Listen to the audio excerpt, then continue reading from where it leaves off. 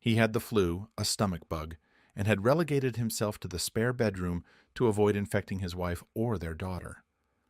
By the second day, Patrick Burke noticed that Stacy, their daughter, had checked on him multiple times. She visited in the morning before school, after returning home, and again the following morning. Twyla Burke had reacted with horror when Patrick mentioned he might be coming down with the bug everyone else had.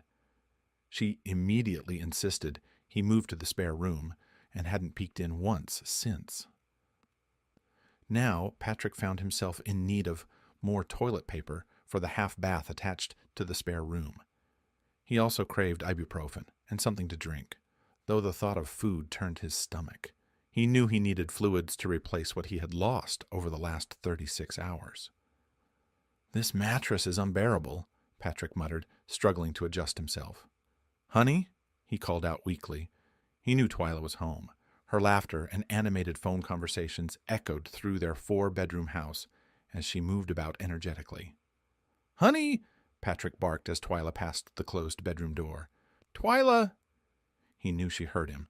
She paused momentarily. Then, her muffled conversation with whoever she was talking to resumed, and she continued on her way.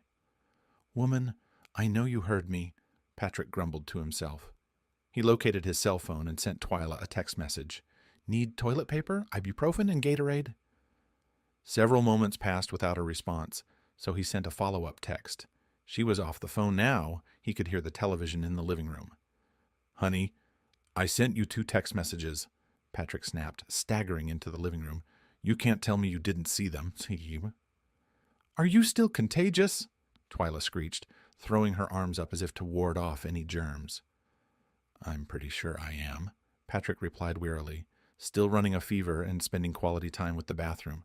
"I sent you those messages because I need—" "Just stay away from me. I don't want to get sick," Twyla interrupted sharply. "And I wanted to not be sick in the first place," Patrick retorted. "Now I need toilet paper, ibuprofen, and please grab me some Gatorade, the fruit punch flavor, if they have it."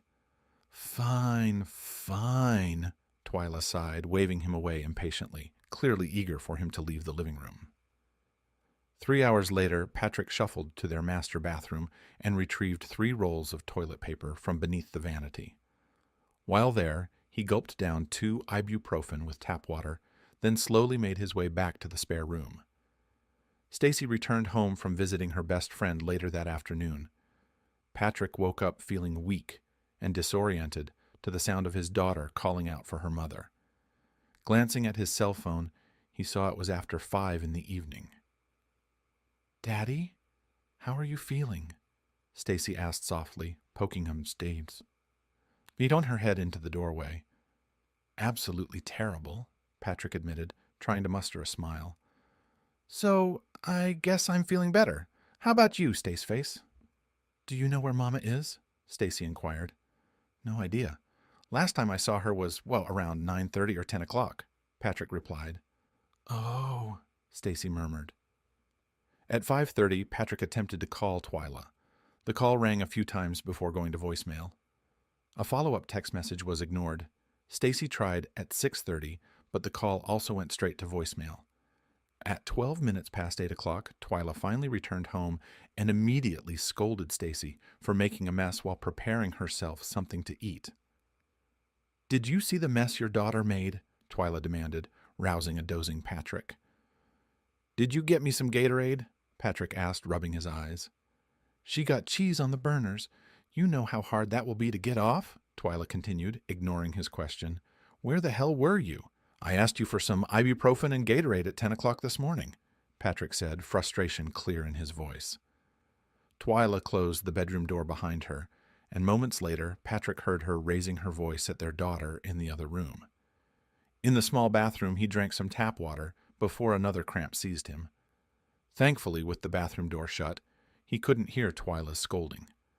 Monday morning, after a miserable, sweaty weekend, Patrick finally felt well enough to stagger out of the bedroom. He made himself a breakfast of scrambled eggs and toast, washed down with orange juice, and then shuffled back to his room. "You better not be contagious," Twyla greeted him as he entered.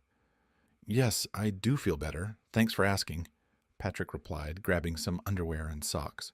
No need to make me anything. I just had some eggs. Solid food was just what the doctor ordered. He shaved, wincing as his razor struggled against 4 days of stubble growth. A hot shower with needle-sharp spray revitalized him, making him feel almost 100% better.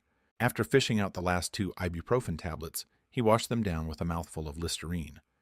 Dressed for another day at the Oakleaf Public Utilities Accounting Department, he was ready to face the day. In the kitchen, Twyla and Stacy were already up. Stacy sat sullenly, chewing oatmeal, voicing her displeasure about her breakfast choice, while Twyla seemed to be ignoring her.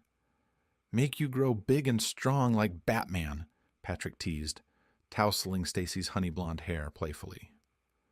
"Daddy, like I want to grow big and strong like Batman," Stacy huffed. "Poison ivy?" Patrick suggested, grabbing his briefcase. "Catwoman?" "Whatever." Stacy rolled her eyes.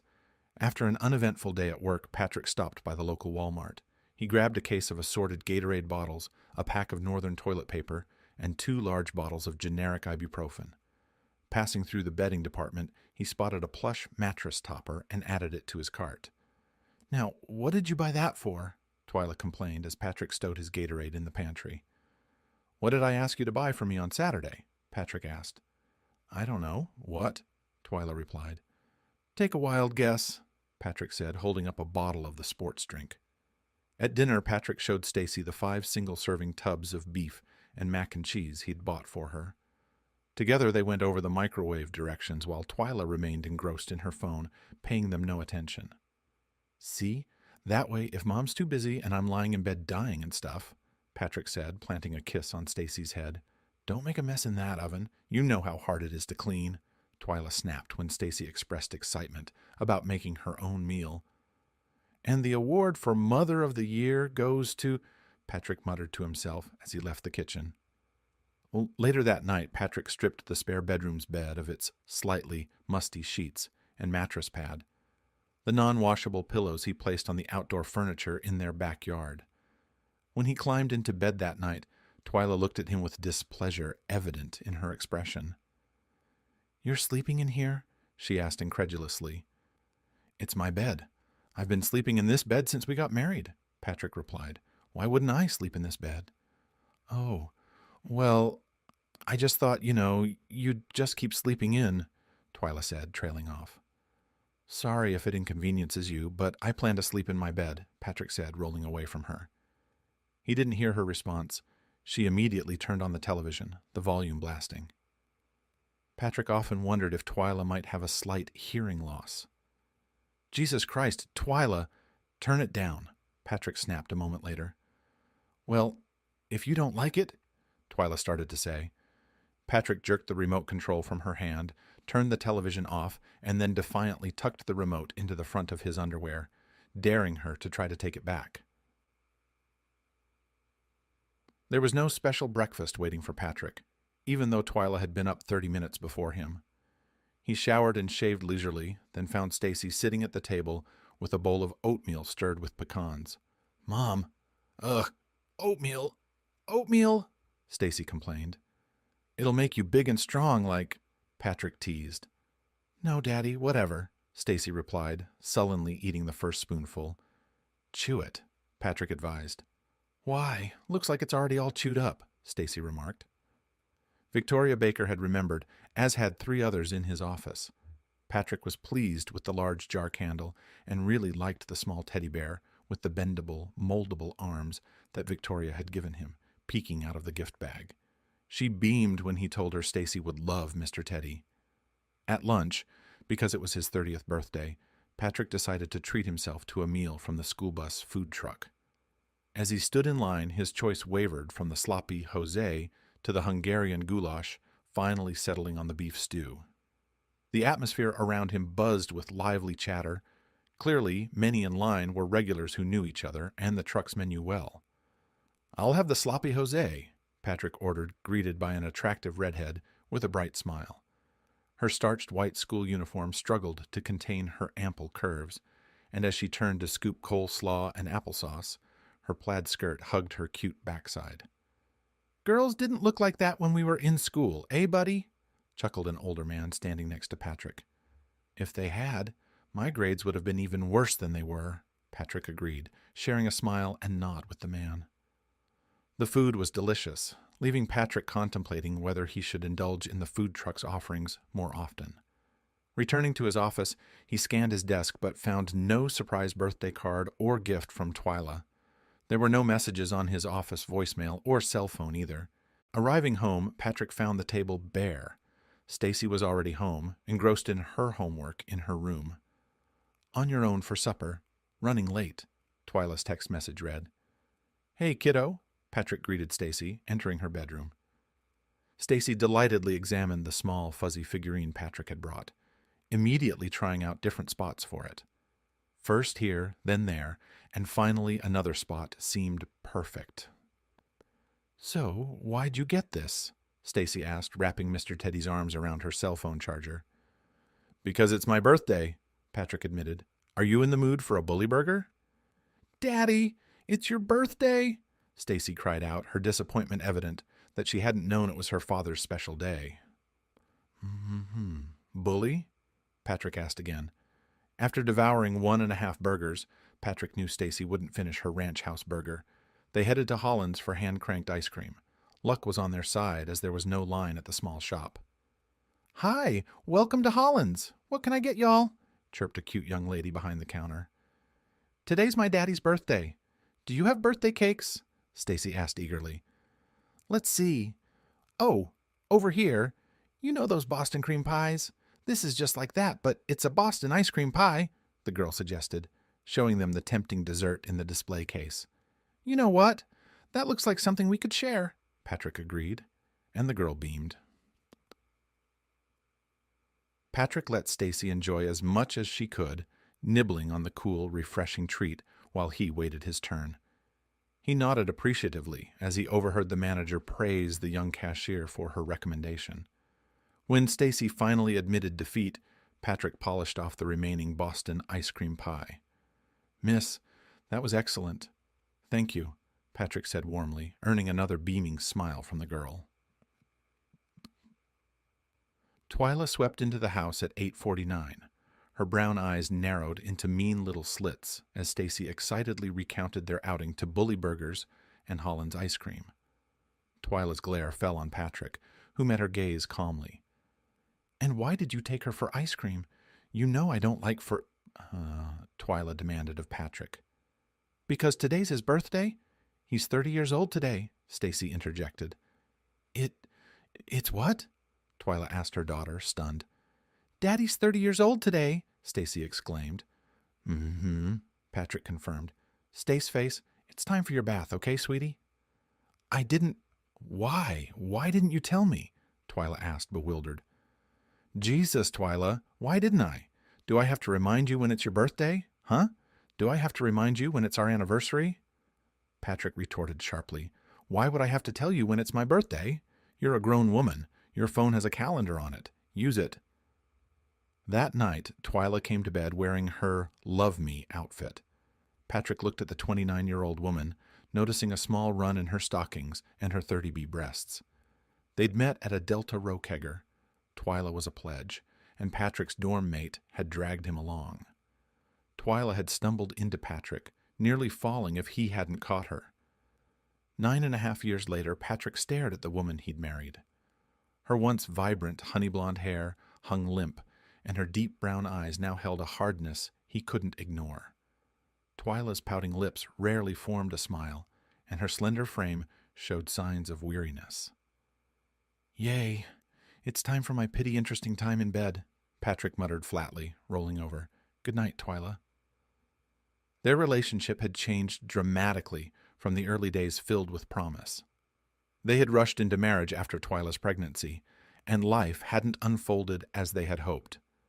Patrick's scholarship had allowed him to continue his education, supported by his parents' life insurance money. Twyla had dropped out of college, burdened by failing grades and motherhood. Now, as Patrick lay in bed, reflecting on their journey, he couldn't help but feel a sense of resignation. Their marriage had become strained over the years, overshadowed by unmet expectations and dashed dreams. "Family law?" Patrick quietly asked Victoria Baker the next morning. Andrew Walker, Victoria said immediately. If I was ever going to divorce Natalie, God knows I would never. But if I ever did, I'd get Andrew. And if I couldn't get Andrew, I'd get Teresa White. Patrick nodded solemnly and stirred some honey into his green tea. When he carried the mug to his office, he saw he had an inter-office email from Victoria. He smiled when he saw Andrew J. Walker's phone number. "Just because I missed your stupid goddamn birthday?" Twyla screamed, and Patrick knew she'd been served. "My attorney's card was with the papers, Twyla. In the future, call his office." "Do not call me," Patrick said and ended the call. He knew she would call back. Ending the call meant nothing to Twyla. She would call right back. And sure enough, she did. When he sent her to voicemail, she called right back again. "Log it. Log how many times she does it," Andrew advised. "It will show a pattern, help us establish who should get custody of Stacy." 43 times, Andrew repeated, incredulous, when Patrick counted the total of missed calls in the 10-minute span before he finally blocked her phone number. Then she called my office number 14 times before I blocked her there," Patrick confirmed. "But because you two have a 9-year-old daughter, you need to unblock her," Andrew said. "She needs to have some way of contacting you in case something happens to Stacy." Patrick had lived in Oxbow Plaza back when it had been the Claremont Apartments. In those days, he resided in apartment 311. "Yeah, well, back then, going up and down all those steps wasn't a big deal," Patrick chuckled as he opened the door to apartment 106. "Hey, neighbor," Simone Hazarski, his neighbor from apartment 107, greeted him with a smile as she stepped out, a large canvas bag over her shoulder. "Heading to work?" Patrick asked, noting the heavy makeup on the blonde's attractive face. "Uh-huh," Simone replied with a sassy grin. "You should come see me sometime." "Wish I could," Patrick admitted, watching her curvaceous figure sway away from him. "What? You're old enough, right?" she teased, disappearing around the corner. "Uh-huh. Can't afford that $25 cover charge plus those $16 beers," Patrick muttered, stepping into his dark, cool apartment. Upton, Stacy's annoying little silky terrier, whimpered and scratched at the bathroom door. Patrick grabbed 3 plastic grocery bags and Upton's leash before cracking the door open. Upton immediately tried to squeeze through the opening, and Patrick managed to grab her and clip the leash onto her collar. Upton frantically searched for the perfect spot to relieve herself.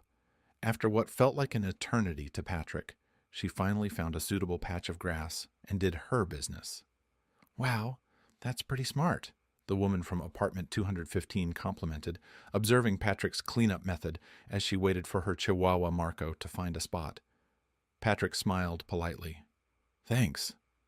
Upton didn't care for Marco or his owner.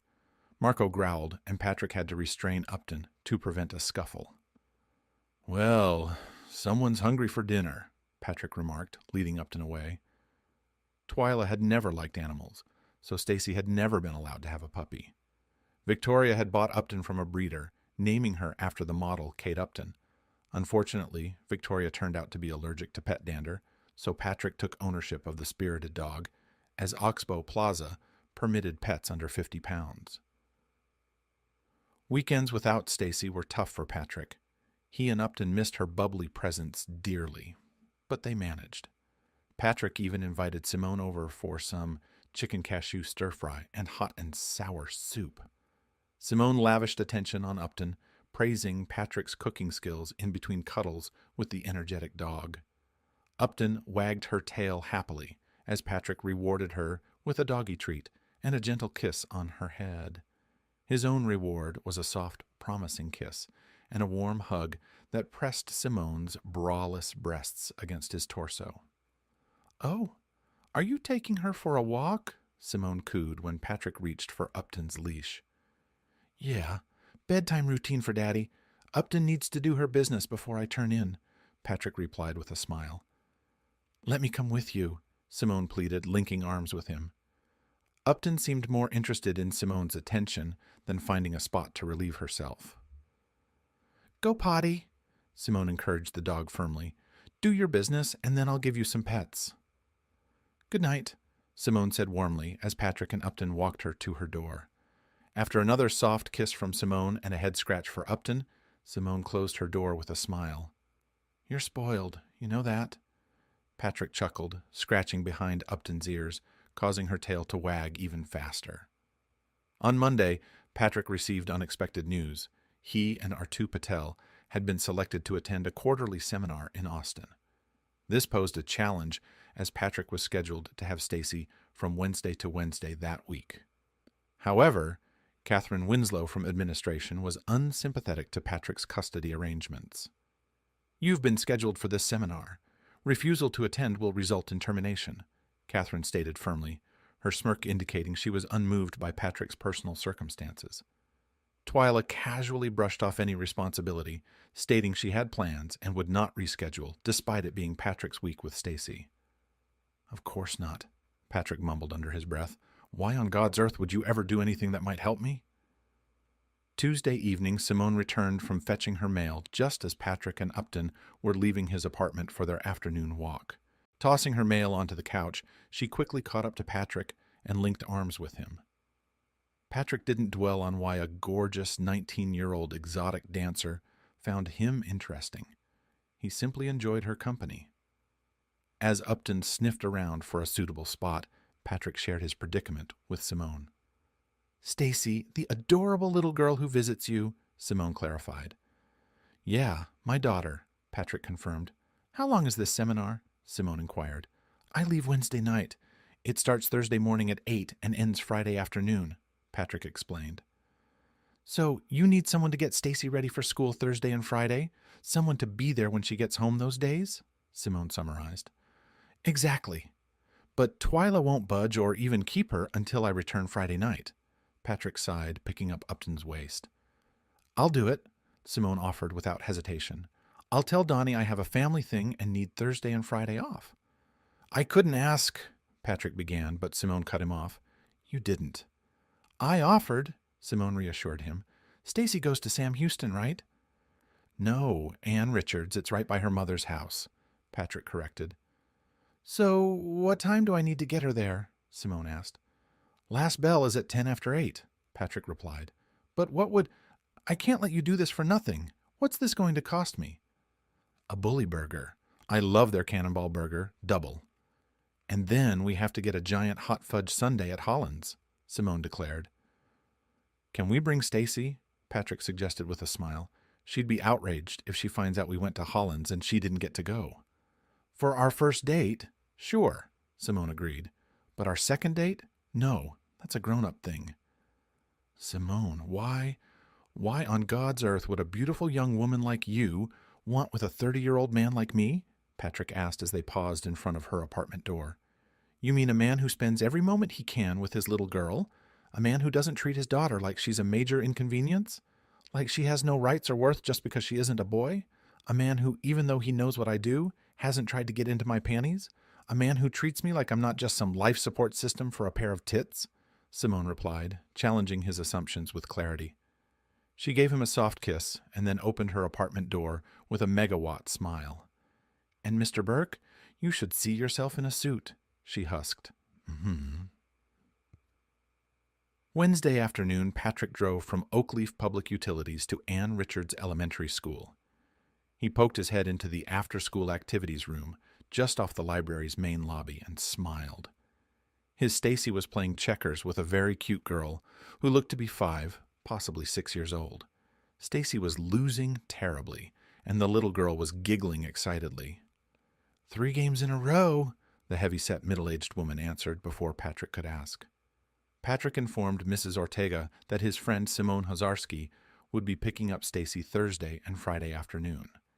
He wrote the information onto the sheet Mrs. Ortega pulled out, but had to admit he did not have Simone's phone number. Okay, Patrick smiled. Hey, kiddo, you ready? The little girl's name was also Stacy Haverlin, and she was in kindergarten. Because they both had the same name, Stacy Haverlin had decided that she and Stacy Burke were sisters. The 2 girls shared a quick hug before Stacy Burke grabbed her backpack and waved to Mrs. Ortega. Simone smiled and reintroduced herself to Stacy. She then helped Stacy corral Upton and get the leash onto the willful animal.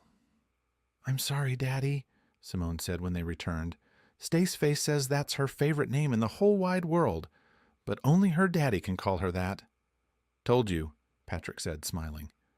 He prepared their dinner, ensured Stacy took her shower, and laid out her school clothes neatly on the small chair in the bedroom. Seeing her scuffed shoes, Patrick took the time to polish the toes. "Oh, my God, you're so devoted to her," Simone exclaimed. Is it because of me? Because of what I do?" "No, it's not about you. It's because I wait all damn week just to see her," Patrick replied. "If I didn't need this job so badly, I'd tell Catherine Winslow to go jump in a lake." "Oh, what a dad," Simone gushed, hugging him. "Oh, what a dad."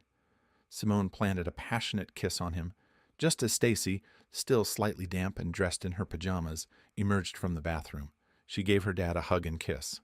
Simone smiled and gave Patrick a soft kiss before playfully pushing him out the door of his apartment. The seminars were every bit as boring as Patrick had anticipated. Occasionally, he pulled out his cell phone and smiled at the selfies Simone and Stacy had sent him that morning. Two blondes grinning wildly at the camera, with a wriggling Upton in Stacy's hands. "We love you, Daddy," Simone had texted. "Love you too," Patrick had replied. "Please kill me now," R2 muttered as the dry, monotonous lecture dragged on. "Bureaucracy sucks. No matter where you go, bureaucracy sucks," Patrick agreed as they politely applauded the speaker's conclusion. "So, looking at porn," R2 joked as they waited for the next speaker to approach the podium.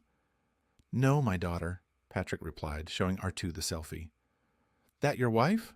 R2 asked. Word going around is you two are getting a divorce." "That's my friend," Patrick smiled, sitting up a little straighter as the next speaker, a tall, very thin woman, was introduced. Is that the... Never mind, none of my business," R2 said, switching his tape recorder on as the woman began her nasally delivery. Friday afternoon technical problems delayed Patrick from leaving the seminar by an hour. Traffic further conspired to keep him from reaching Great Oak, Texas, until well after 10 that night. He spoke to Stacy on the phone. She said Miss Simone let her help make dinner: stuffed pork chops, Brussels sprouts, and rice pilaf. "Miss Simone wasn't going to let me have any of the Brussels sprouts. She said it was grown-up food," Stacy disclosed. "She wasn't even sure I was old enough to have the rice either. Can you believe that?" No, I really don't," Patrick admitted. "Tell him how we made the Brussels sprouts," Simone prompted. Patrick listened to his daughter and Simone discuss the morning's plans over the squeals and laughter. The aroma of coffee and bacon filled the air, a comforting start to the day after the previous evening's long journey and tedious seminars. 9. No wonder I'm about to bust," Patrick muttered to himself as he finally got out of bed. "Sleepy Bones is up," Simone announced with a playful smile. "About time," Stacy chimed in, her excitement palpable. Patrick stepped out into the living room to find Stacy and Simone huddled over the makeshift teepee. The blanket draped over two chairs had been transformed into a cozy den where they seemed to be plotting their morning adventure. "Good morning, Daddy," Stacy exclaimed, rushing over to give him a hug. "Morning, sweetheart," Patrick replied warmly, returning her embrace. Simone grinned at him from inside the teepee. "Coffee's on. Bacon's almost ready. Sit down. Relax." Patrick smiled back at her, feeling a warmth he hadn't felt in a long time. As he settled into a chair, surrounded by the cheerful morning bustle, he couldn't help but be grateful for the unexpected joy Simone had brought into their lives. Patrick noticed several changes Simone had made when he shaved and showered. There was now a large, fluffy pink bath towel hanging on the towel bar, a departure from his usual plain white ones. Inside the shower, a mesh bag was hooked onto the rear wall, containing a loofah sponge along with bottles of very floral-scented shampoo and body wash. He chuckled to himself, imagining Simone's touch in these small additions. It was a stark contrast to the minimalist setup he was used to. The floral scents permeated the air, a reminder of Simone's presence and her efforts to make him feel welcome and cared for. After finishing his morning routine, Patrick couldn't help but feel grateful for Simone's thoughtful gestures. They added a warmth to his day, a gentle reminder that someone was looking out for him and his daughter during this challenging time. Returning to their apartment, Stacy dashed to her bedroom to put on her bathing suit, eager to continue her day. Patrick took the opportunity to grab the kitchen garbage, which was starting to emit an unpleasant odor. As he lifted the bag, he was surprised to hear a faint clinking sound coming from within. Curious, he carefully untied the knot at the top of the bag and peeked inside. What he found left him bewildered. Mixed among the usual refuse of food scraps and packaging were several small, empty glass bottles, tiny vials that seemed out of place in their kitchen garbage. Patrick frowned, trying to make sense of it. He couldn't recall any reason why they would have such bottles. Simone had never mentioned needing anything like that, and he certainly hadn't purchased them. Puzzled, he closed the bag and tied it securely again, deciding to ask Simone about it when she returned. Meanwhile, Apton scratched at the back door, eager to be let back inside after their walk. Patrick shook off his confusion and refocused on the day ahead, determined not to let the strange discovery distract him from enjoying time with Stacy and keeping their routine running smoothly. Moving aside the plastic sleeve that held the bacon, Patrick spotted an empty bottle of Albertson's mint gin and 2 quart bottles of Mark's peppermint liqueur. His heart sank. He knew he hadn't purchased any of these. While he wasn't a teetotaler, he rarely drank anything stronger than a Barley Turling's beer. A quick check in his refrigerator confirmed his suspicion. 3 bottles of Barley Turlings were missing. "Oh my God, I let a drunk watch my kid," Patrick thought, his mind racing with anger and worry. He felt an overwhelming desire to throttle Catherine Winslow for making him attend the mind-numbing seminar in Austin. His anger towards Twyla also flared for refusing to switch her week with him. But the thought of Simone Hozarski possibly drinking with Stacy in her car made him want to explode. "Ready, Daddy?" Stacy's bubbly voice broke through his thoughts as she dashed out of the bedroom. Stacy's sudden movement set off Upton, who zoomed around the small apartment, adding a touch of chaotic energy that Patrick tried to match with a forced smile. Together, they cheered on the excitable dog. Patrick didn't need to confront Simone Hozarski about her drinking. While she was in naughty or nice room #1 with a client, she was treated to a drink. Unfortunately, her Toyota Camry didn't fare well when she rear-ended a Ford F-150 at 2:17 Sunday morning. Monday afternoon found Patrick seething with frustration as he strode into the after-school activities room. Catherine Winslow hadn't even bothered to read his seminar report. She'd already reviewed our 2 Patels. His cell phone had died, and the charger in his car lay back in his apartment. The apple in his bag lunch had been mealy, and the only chips left in the pantry were sour cream and onion-flavored. It was shaping up to be a lousy Monday. Stacy Burke and Stacy Haverlin were the only children left in the room.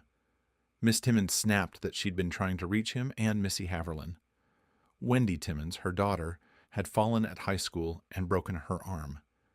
Mrs. Timmons was frantic to get to Alliance Health Square facilities. Patrick ushered Mr. Burke and the 2 girls from the room. Miss Timmons locked up and hurried away.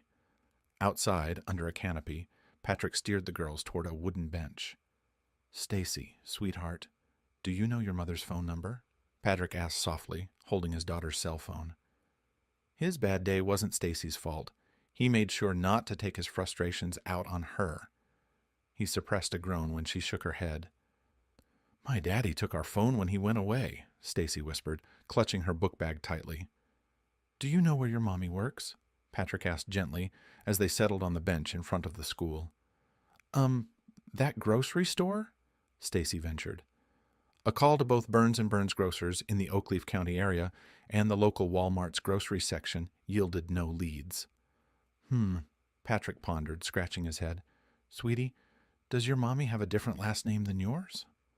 "Uh-huh," Stacy nodded. "Her name is Missy." No, Patrick chuckled. "I mean, is she a Haverlin? Or does she have a... Never mind. I bet this is her." A nondescript rusted car screeched to a halt in front of the bench. A petite blonde woman jumped out, tears streaming down her face. She rushed over to Stacy Haverlin, arms outstretched. Patrick noticed natural peaks grocers stitched onto her uniform blouse above the left breast. "I'm so sorry. I'm so sorry. Miss Gabby made me stay until tomorrow got there." The woman apologized to her daughter. "It's all right. I've got a boss like that." Patrick nodded, standing. "I don't know you. Are you a new teacher here?" the woman asked, peering up at Patrick. No, I'm Patrick Burke. I'm Stacy's dad." Patrick smiled, placing a reassuring hand on his daughter's shoulder. "Miss Timmons had an emergency, so—" "She had an emergency? She had an emergency?" Miss Haverland exclaimed, wide-eyed. "So she let my baby go with a total stranger?" "I'm not really a stranger," Patrick assured her. "Stacy and my daughter." "You're a stranger to me," Missy insisted. "Hi, Patrick Burke." Patrick introduced himself, extending his hand to the small blonde. "Stacy, get in the car," Missy commanded. "Someone's going to hear about this." With a groan and a cloud of exhaust, Missy and Stacy Haverland left the school parking lot. Patrick guided his own Stacy to his car. Entering the after-school activity room the next day, Patrick spotted Mrs. Linder at the desk, helping a child with her math homework. She looked up and nodded politely at Patrick. "Hi, Staceface." Patrick greeted Stacy as she and Stacy Haverland played a game of Uno. It seemed Stacy was graciously letting the younger girl win. "Hi," Missy Haverland approached Patrick. "I think we might have gotten off on the wrong foot yesterday."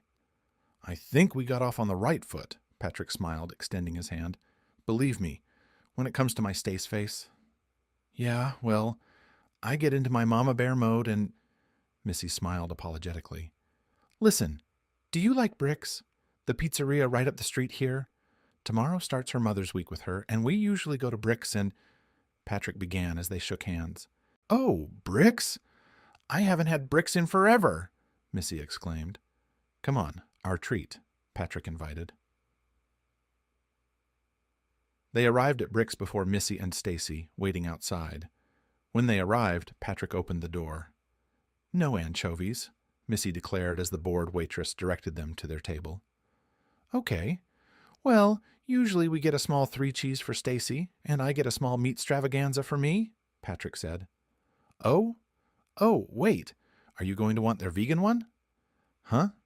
I'm not vegan," Missy said. "Oh, well, yesterday you had that grocery store shirt on and—" Patrick started to explain. "Just 'cause I work there don't mean I believe in that stuff," Missy admitted. "Hey, a paycheck's a paycheck, right?" "If that ain't the truth," Patrick agreed. "So, Patrick, where do you work?" Missy asked. The girls settled on a large 3-cheese pizza. Stacy looked at her mother for permission before ordering a Dr. Pepper. The adults opted for a supreme pizza without anchovies and sweetened iced tea. Over the pizzas, Patrick learned that Missy was 21 years old, had dropped out of school when she found herself pregnant. Jimmy Dunn, the father of her child, and Missy had never married but lived together until Jimmy decided he'd had enough of family life. Last Missy had heard, James Lee Dunn was serving 12 to 20 in Mumphrey Penitentiary in Mumphrey, Louisiana. All of this was said under her breath. Stacy Haverland did not know about her father's criminal background. "We were just too young and too stupid," Missy whispered. Outside, both Missy and Patrick hemmed and hawed, struggling to keep the conversation going.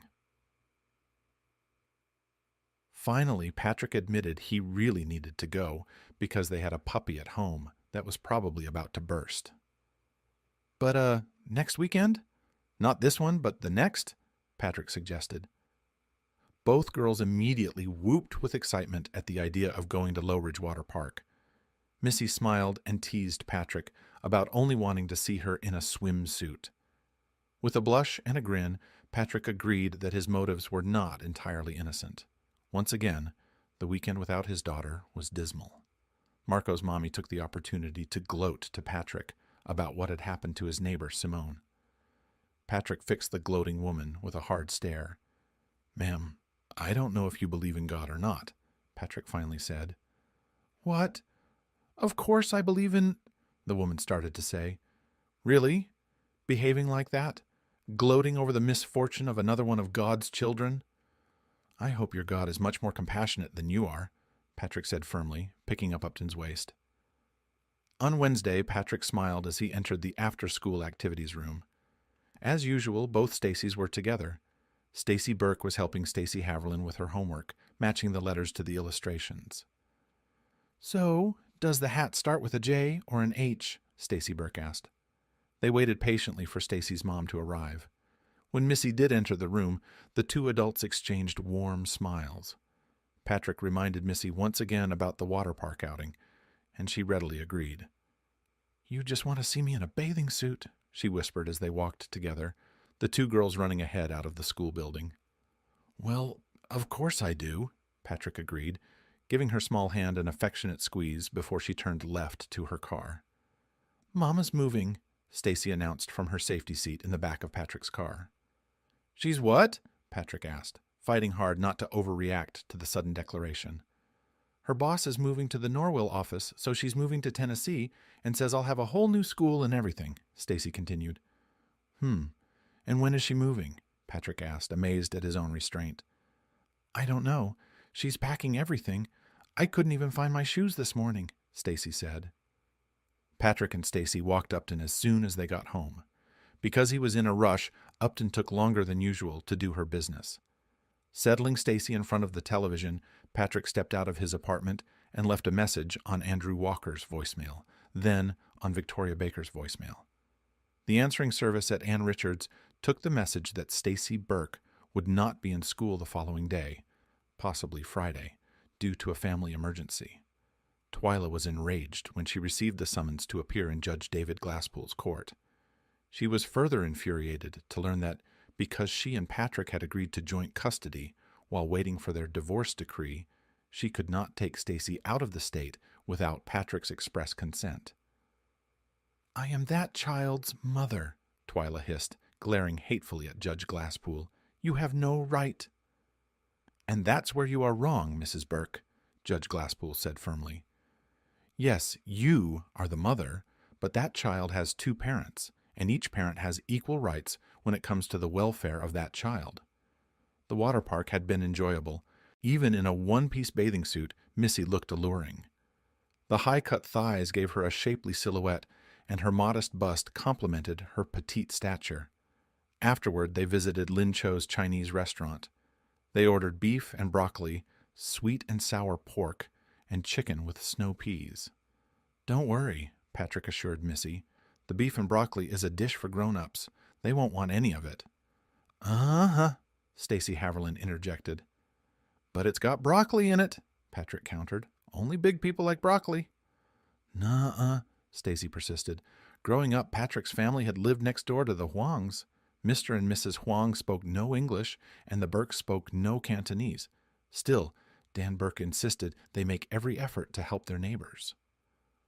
One of the few words Huang Gao learned was friend, and he said it often whenever he crossed paths with Dan, Peggy, and Patrick Burke. The Huang family, consisting of Mr. and Mrs. Huang and their 3 boys, invited the Burkes over for dinner at least once a month. In return, Peggy hosted the Huangs for authentic American cuisine, which often included spaghetti sauce from a jar. It was during these gatherings that Patrick learned how to use chopsticks. The 2 girls delighted in learning to eat with the long wooden utensils. Missy made a valiant attempt for a few moments. "Patrick, I'm starving." Missy laughed and picked up her fork. No, Mama, look, it's easy," Stacy insisted, demonstrating that she could pick up the broccoli just fine. Back at the Haverlin trailer, Missy invited them inside. She had prepared a chocolate icebox pie, and Patrick and Missy enjoyed coffee while the girls had milk. "I'm not sure if Staceface even likes chocolate icebox pie," Patrick teased. "I want to be Staceface," Stacy Haverlin whined while Stacy Burke proclaimed her love for chocolate pie, her all-time favorite. "All right," Patrick said, looking around the cozy trailer. "You can be Staceface." "Ah, then what am I going to be?" Stacy Burke protested. You're going to be Scuba Dooba," Patrick said, grinning. "Scuba Dooba!" both girls squealed with excitement. "Stacy," Missy said as she filled the coffee pot. "Stacy's already Staceface." "Well, So, Stacy, what's your middle name?" Patrick asked. Stacy June," Stacy Haverland said. So, we could call you, Patrick pondered. June Moon, Missy suggested playfully. June Moon. Stacy and Stacy squealed in mock horror. Stacy J, Patrick proposed. Oh, yeah, Stacy J, getting diggy with it. Yeah, Stacy Haverland agreed enthusiastically. Dad, Stacy's face shook her head, signaling her father's lack of coolness. Stacy J, getting diggy with it, Stacy J chimed in, doing a little dance. So I'm Stacy M, Stacy asked while Stacy J continued her antics. No, you're still Staceface, Missy smiled. So what's Mama's new name going to be? Stacy J asked mischievously. Her? Patrick grinned. You be nice, Mr. Patrick, Missy warned, retrieving the icebox pie from her refrigerator. Her? Mississippi, Patrick teased. Mississippi, Staceface and Stacy J squealed in amusement. Mississippi, huh?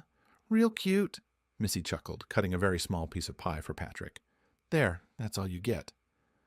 After their meal, with Patrick indulging in a slightly larger second piece of pie, Stacy and Stacy retreated to Stacy J's room.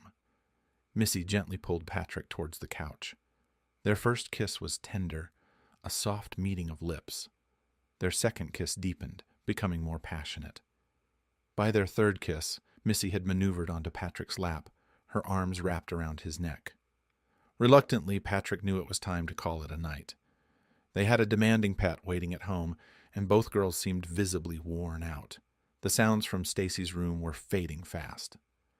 Good night, Missy sighed as Patrick guided his weary Staceface towards the door. Good night, Patrick echoed, leaning in for another kiss. Stacy J gasped teasingly upon seeing the adult's kiss. Patrick smiled, hearing two delighted squeals as he closed the trailer door behind him. Staceface playfully teased him as he unlocked the car. Stacy had dozed off by the time they reached the apartment. She was getting a bit too big to carry, so Patrick reluctantly woke her for the walk from the parking lot to their apartment. During the divorce hearing, Twyla reluctantly acknowledged her plans to relocate to Norwell, Tennessee, for work. She was dissatisfied with the ruling that Stacy would stay in the house until adulthood. Twyla insisted on selling the house and splitting the proceeds 65 to 35, favoring her. As the one who initiated the divorce, she also demanded full custody of Stacy Margaret Burke, with Patrick Burke granted only limited visitation rights. Judge Lisa Webb's gavel strike finalized their divorce and quashed Twyla's extensive list of demands, all of which were summarily dismissed by the judge. Best of luck in your future endeavors, Patrick murmured under his breath as Twyla exited the courtroom. Throughout the proceedings, Patrick couldn't ignore the knowing glances exchanged between Twyla and Carl Holder, her supervisor. Their relationship seemed too cozy, too intimate for a mere professional setting. In contrast, Victoria Baker, Patrick's own supervisor, and Catherine Winslow, their department head, were notably absent from the courthouse. 2 days later, Patrick received a disturbing phone call, informing him that his house was engulfed in flames. Douglas East, a retired neighbor, had dialed Patrick after witnessing the futile efforts of 3 fire trucks battling the blaze. Confirming his worst fears, a call to Stacy's school revealed she hadn't attended that day.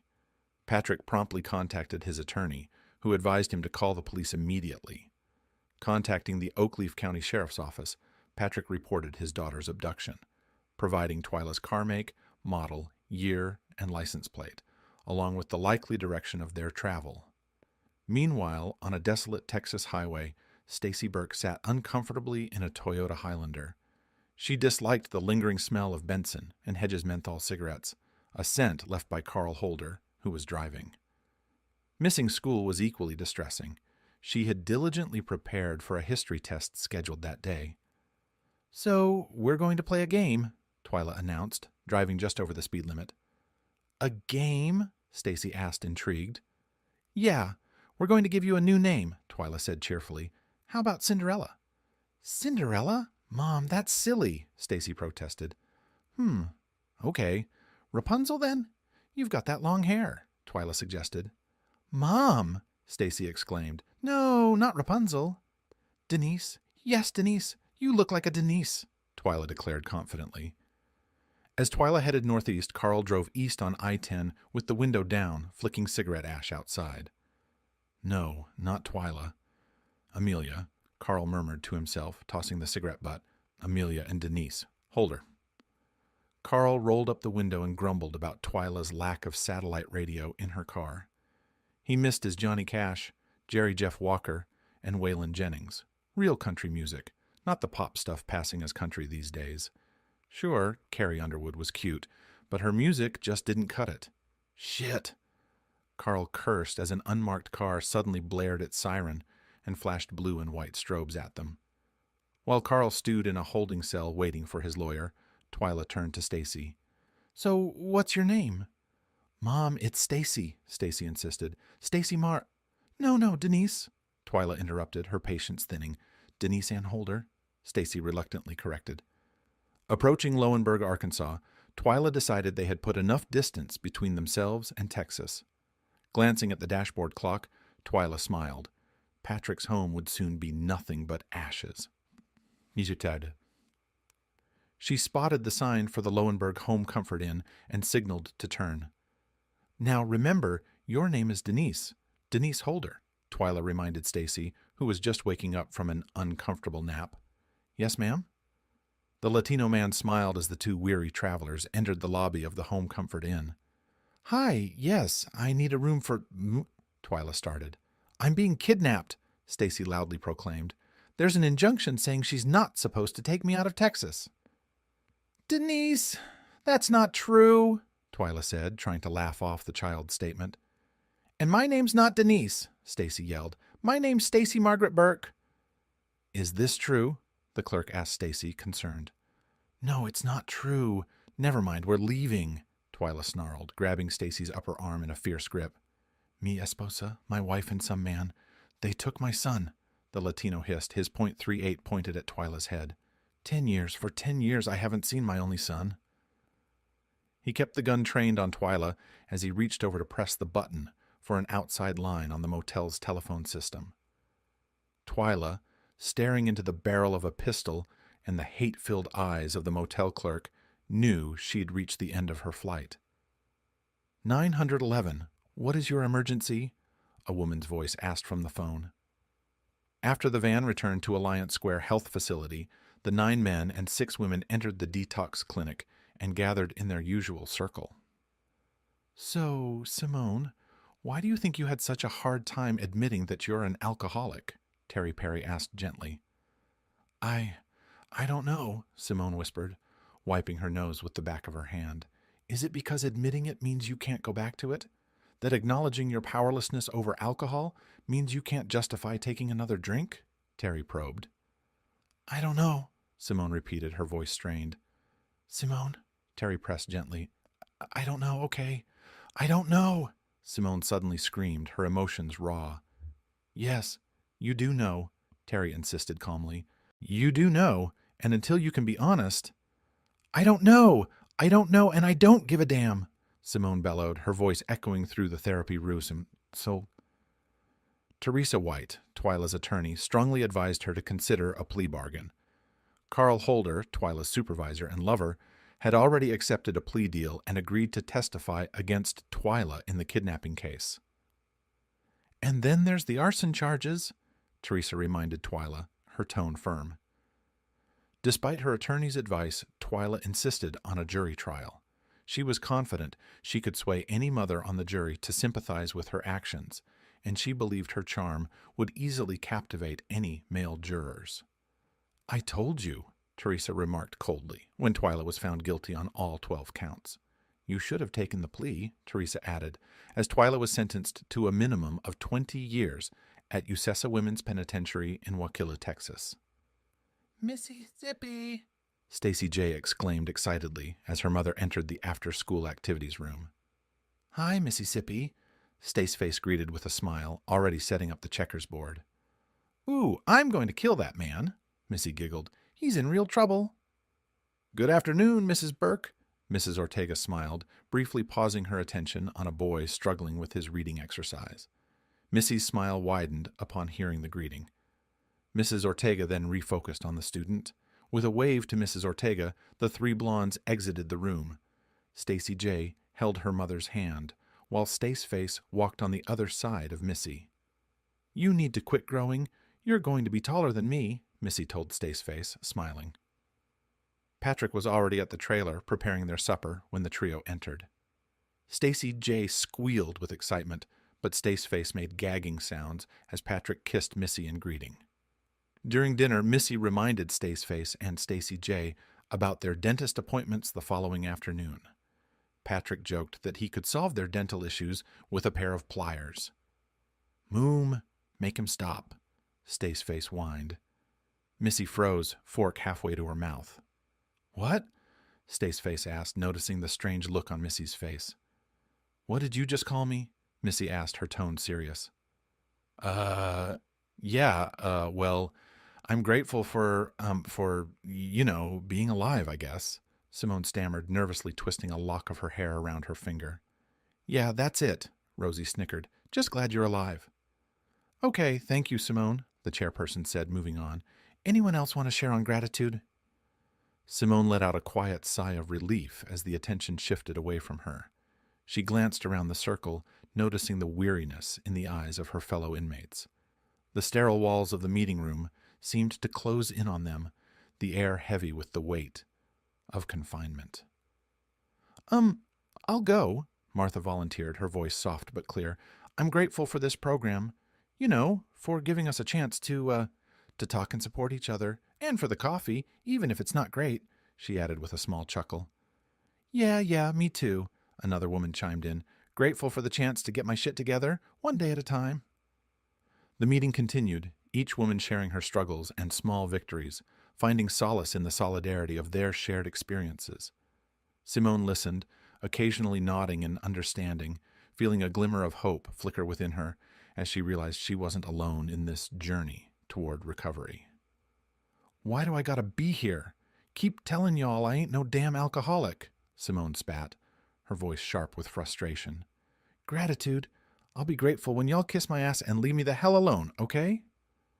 5 DUIs in less than 14 months? I'd hate to see how many more you'd rack up if you were a real alcoholic," the chairperson retorted, eyeing Simone with a mix of empathy and firmness. Meanwhile, at Ling Cho's restaurant, the atmosphere was lighter as Patrick, Missy, and the girls settled into their familiar booth. "Why are we here?" Staceface asked as they took their seats. "What? I thought you liked this place," Patrick replied, scanning the menu. "We came here on our first date," Staceface reminded him. "And when you two got married." "And when we bought our house," Stacy J. added, a smile tugging at her lips. "I think they got us figured out," Missy chuckled, giving Patrick's hand a squeeze. "I think you're right," Patrick agreed, returning her smile. "Girls, in about 6 months, you're going to have a baby brother or sister," Missy announced. "Sister!" both Stacy J. and Staceface exclaimed in unison, breaking into laughter. "So what should we name her?" Patrick asked as the waitress approached their table. "Stacy!" the girls chorused again, giggling at their own suggestion. "Oh no, that's too many Stacys," Patrick insisted with a chuckle. "She could be baby Stace," Stacy J. suggested, getting diggy with it. "Not Denise, Dad," Staceface said, suddenly serious. "Anything but Denise, okay?" Simone slowly came to, aware of a sharp pain in her head and chest. She couldn't see a thing, surrounded by total darkness. The rhythmic beeping of a machine and a sterile scent filled the air. "You've really done it this time, Hozarski," a man's voice said harshly. "Huh?" Simone croaked, unable to see the speaker through the gauze covering her eyes. "Yeah, looking at 3 counts of vehicular homicide on top of everything else," the man growled. "I need a drink," Simone whimpered. "I bet you do," the man snapped. "Oh, I just bet you do." "There he is. Upton, it's the birthday boy," Missy announced joyfully as Patrick walked into the kitchen. "Daddy's 30 today," Staceface declared, bounding in. 30,000? Stacy J. squealed in disbelief. "I'm 32, not 30,000, Patrick chuckled, playfully swatting his oldest daughter on the backside. After Patrick and the girls left for work and school, Missy tackled the housework despite the challenges of her 7-month pregnancy. She smiled contentedly as she worked, preparing for their birthday dinner later at Lingqiu Chinese restaurant. She also whipped up a chocolate icebox pie for dessert. As she bustled about, she noticed the mail carrier's truck pull up outside. Even though the windows were tinted, she waved to him as he deposited their mail into the box.